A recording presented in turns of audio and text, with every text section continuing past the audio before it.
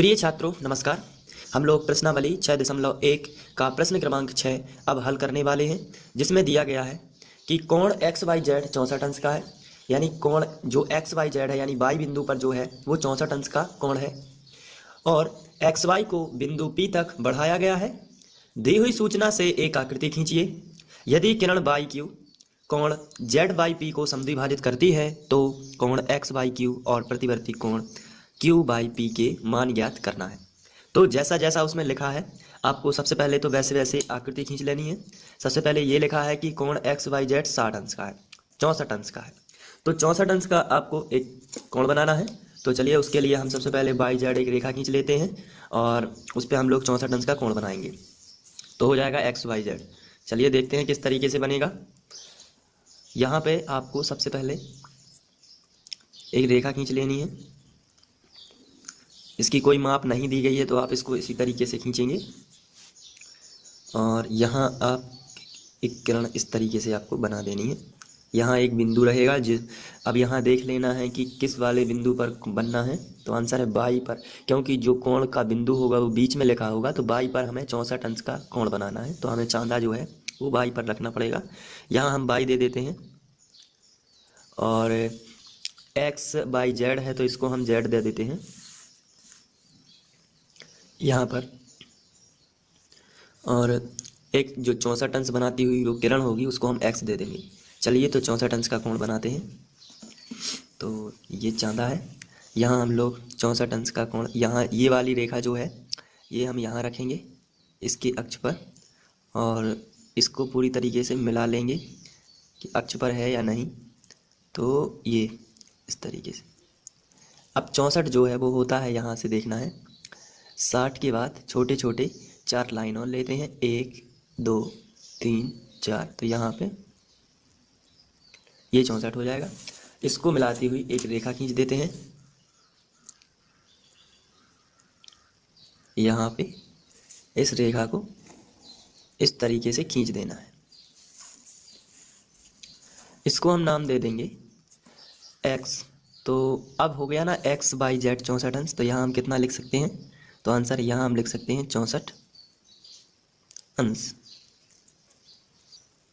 इसके बाद हम क्वेश्चन में देखते हैं और क्या लिखा हुआ है।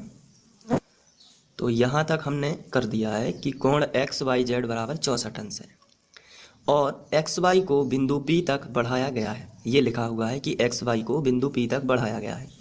चलिए देख लेते हैं एक्स वाई किधर है।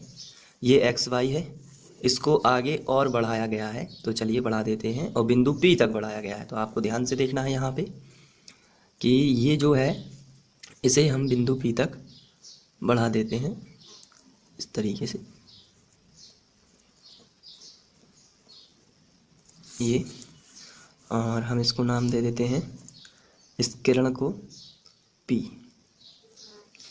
तो इस तरीके से हमारा चित्र बनता जा रहा है। अब हम क्वेश्चन को और पढ़ लेते हैं। बिंदु P तक बढ़ाया गया है। दी हुई सूचना से एक आकृति खींचिए। यदि किरण बाई क्यू कोण जेड बाई पी को समद्विभाजित करती है। कौन सी किरण? By Q. किसको? कोण जेड बाई पी को। देख लेते हैं जेड बाई पी किधर बना हुआ है। तो आप देखते हैं ये वाला कोण जो है ये जेड बाई पी है, जेड बाई पी। तो ये वाले कोण को एक किरण है जिसका नाम है बाई क्यू, ये समद्विभाजित करती है। तो आपको इस तरीके से खींचनी है कि बीच से जाए। तो ये हम मान के चल रहे हैं कि इसको समद्विभाजित कर रही है। तो ये हम लोगों ने इधर से एक किरण खींच दी जिसका नाम क्या है? क्या नाम है? By Q. आप देख सकते हैं ये लिखा है बाई क्यू। तो बाई इस तरफ है तो यहाँ कौन सा नाम देंगे हम लोग? क्यू। अब तो हमें और आगे पढ़ना है कि क्या ज्ञात करना है। को समद्विभाजित करती है तो कोण एक्स बाई क्यू। चलिए देख लेते हैं एक्स बाई क्यू किधर है। एक्स बाई क्यू मतलब ये वाला कोण एक्स बाई क्यू और प्रतिवर्ती बाई क्यू बाई पी, प्रतिवर्ती Q by P, Q by P, Q by P, ये ज्ञात करना है। तो अब इसके लिए आपको ध्यान से देखना है कि किस तरीके से। सबसे पहले हमारा टारगेट रहेगा एक्स बाई और क्यू, इसको ज्ञात करना है एक्स बाई क्यू। तो थोड़ा सा आपको ध्यान से देखना है। अगर हम इस वाले कोण को कुछ x मान लेते हैं, एग्जाम्पल इसको हम x मान लेते हैं। अगर हम इसको x मानेंगे तो ये वाला कोण इस कोण के बिल्कुल बराबर है। क्यों बराबर है? क्योंकि बाई क्यू किरण समद्विभाजित करती है इन दोनों को, और समद्विभाजित का मतलब होता है जो ये बड़ा कोण था इसको दो बराबर भागों में बांटा हुआ है, दो बराबर भागों में बांटा हुआ है। इसका मीनिंग ये हुआ कि जितना इस तरफ का कोण होगा उतना ही कोण इस तरफ का होगा, क्योंकि बाई क्यू जो किरण है वो इस बड़े कोण को यहाँ से आप देख सकते हैं, यहाँ से यहाँ तक ये बड़ा कोण है, इसको समद्विभाजित किया है किसने? बाई क्यू किरण ने। जब इसको समद्विभाजित किया है तो फिर ये वाला भाग उतना ही होगा जितना कि ये, क्योंकि इस कोण को समान दो भागों में बांट दिया। किसने बांट दिया? बाई क्यू किरण ने। तो अगर हम इसको x मानेंगे तो ये भी क्या होगा? x ही होगा। तो क्यों, अगर मान के चलिए ये 30 अंश है तो ये भी तो 30 अंश ही होगा, अगर ये 40 है तो ये भी 40 होगा, अगर ये 50 है तो ये भी 50 होगा। कहने का मतलब है कि समान दो भागों में बांटा गया है। तो ये x है तो ये भी क्या हो जाएगा? x अंश इसको मान लेते हैं तो x अंश ये भी हो जाएगा। और ये हमें 64 हमने अभी हमारे क्वेश्चन में दिया हुआ है जो हमने खींचा था। लेकिन यदि आप ध्यान से देखें तो x, y और p एक सिंपल रेखा है, सीधी रेखा है। यदि आप ध्यान से देखते हैं x, y, p एक सीधी रेखा है। तो x, y, p सीधी रेखा है तो इसका कोण तो ऋजु कोण होना चाहिए, यानी 180। तो यदि आप ध्यान से देखें तो ये x, y, p जो है इसका ये पूरा का पूरा कोण जो है यहाँ से लेके यहाँ तक का, चलिए मैं यहाँ बता देता हूँ दूसरे कलर के पेन से ताकि आपको समझ में आए। ये जो x, y, p है ये पूरा का पूरा ये कितना होना चाहिए? तो आंसर है ये होना चाहिए कितने का? 180 अंश का। कितने का होना चाहिए? 180 अंश। तो उस कोण के 180 अंश के कोण के कितने टुकड़े हो गए हैं? पहला, दूसरा, तीसरा, 3 टुकड़े हैं। यानी कि एक x प्लस दूसरा x प्लस 64 बराबर 180 हो सकता है। बस यहाँ से आपको x का मान मिल जाएगा। तो चलिए हम इसको सॉल्व करते हैं। तो आपको दी हुई सूचना से ये सब बना लेना है और ये लिख देना है। आपको लिखना है दिया है कोण XYZ बराबर 64 अंश। फिर आपको लिख देना है कि XY को बिंदु P तक बढ़ाया है,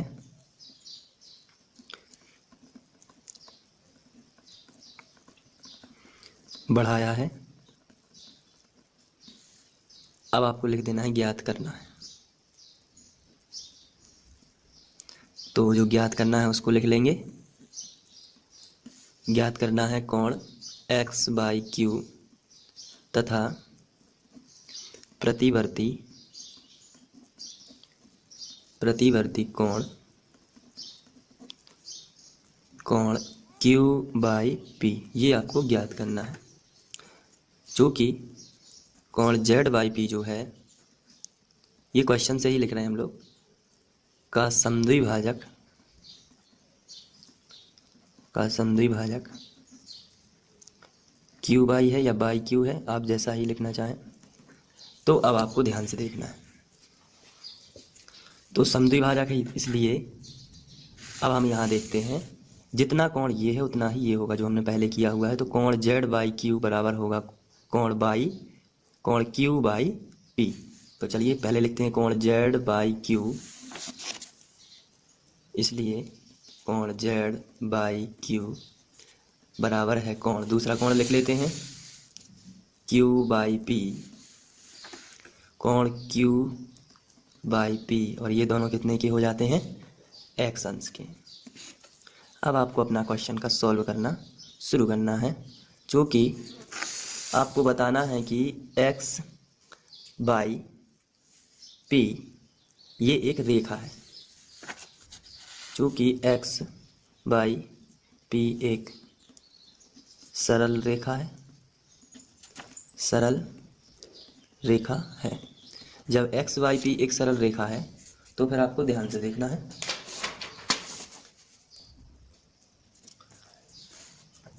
इसमें कोण ऊपर से देख लेते हैं XYP एक्स बाई पी बराबर 180 अंश, कोण एक्स बाई पी बराबर हो जाएगा 180 अंश।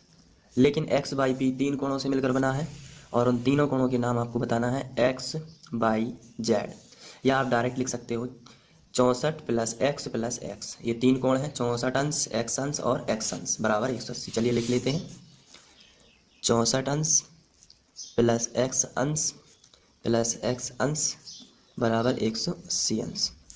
अब 64 का पक्षांतर इस तरफ हो जाएगा, क्योंकि ये एक्स में तो जुड़ेंगे या घटेंगे नहीं, तो यहाँ से हम लिख सकते हैं एक एक्स अंश और एक एक्स अंश, टोटल 2 एक्स अंश बराबर, यहाँ जो है 180 में से 64 अंश घट जाएंगे, तो यहाँ आपका आएगा 116 अंश, तो एक्स अंश बराबर आ जाएगा 116 अंश बटे 2।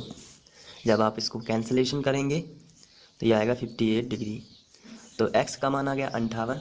तो इससे हमें एक बात पता चलती है, ये चित्र जो है ये 58 का है और ये भी कितने का है, 58 का है। ये वाला कोण 58 का है, ये वाला कोण भी 58 का है। अब क्वेश्चन में देखते हैं और क्या ज्ञात करने के लिए कहा गया था।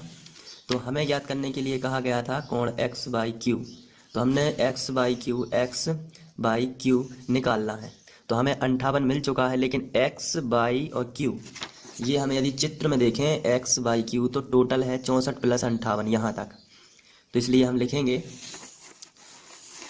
यहाँ हम लिख सकते हैं, इसलिए कोण x बाई क्यू यदि हम देखें x बाई क्यू जो है यहाँ तक, ये पूरा इसमें कौन कौन सम्मिलित है, ये है x बाई क्यू यहाँ से यहाँ तक। तो इसमें 64 प्लस 58 दोनों है, इसलिए आप लिखोगे 64 प्लस 58, 64 अंश प्लस 58 अंश। तो कोण x बाई क्यू बराबर हो जाएगा, जब हम इनको जोड़ देंगे तो यहाँ पे मिलेगा 122 अंश। तो यहाँ हमने x बाई क्यू निकाल लिया है। साथ ही साथ हमें प्रतिवर्ती q बाई पी चाहिए, तो पहले हम q बाई पी निकालेंगे। तो q बाई पी ये है और q बाई पी है 58, जो हम पहले भी निकाल चुके हैं, क्योंकि इतना 58 है तो ये भी 58 ही रहेगा। तो q बाई पी, तो हम यहाँ लिखेंगे तथा कोण q बाई पी बराबर 58 अंश।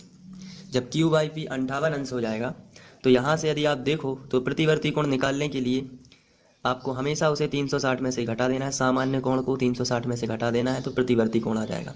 तो आपको लिखना है प्रतिवर्ती कोण q बाई पी बराबर 360 माइनस 58।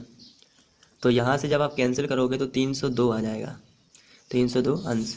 तो यही इनके दो आंसर आ जाएंगे। और साथ ही साथ आपका जो एक्स वाई क्यू है वो 122 डिग्री रहेगा। तो ये आपके उत्तर हैं। इस तरीके से आप क्वेश्चन नंबर 6वां भी सॉल्व कर सकते हैं। और इस प्रकार प्रश्नावली 6.1 समाप्त होती है। Thank you.